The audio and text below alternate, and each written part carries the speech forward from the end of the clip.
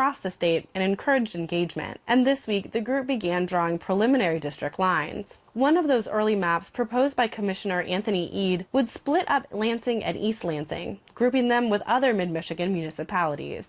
There have been a few instances where certain commissioners have decided to make edits and done kind of some silly things which don't make a lot of sense to me. For instance, a few days ago, there was an effort by one of the commissioners, Anthony Eade, to separate Lansing and East Lansing and divide those up. And I just, I think that's kind of silly. For all this talk about communities of interest.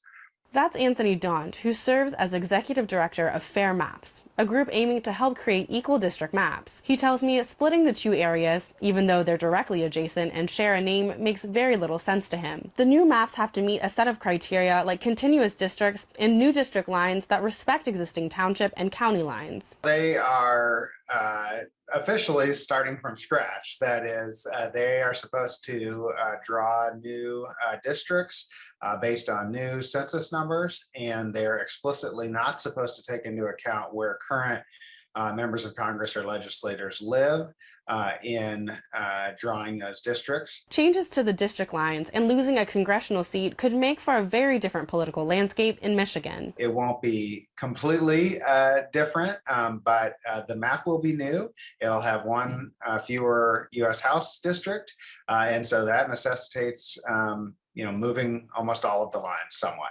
Michigan has seen some major population changes since the last census in 2010. Metropolitan areas like Detroit and Flint have seen heavy population losses, and areas on the west side of the state have grown while areas north of Lansing have remained more or less the same. The major changes and challenges brought on by the COVID-19 pandemic make for a heavy lift for the MICRC.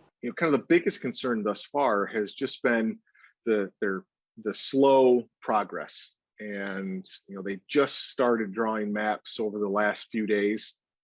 That's certainly great to see. It's what everybody's been waiting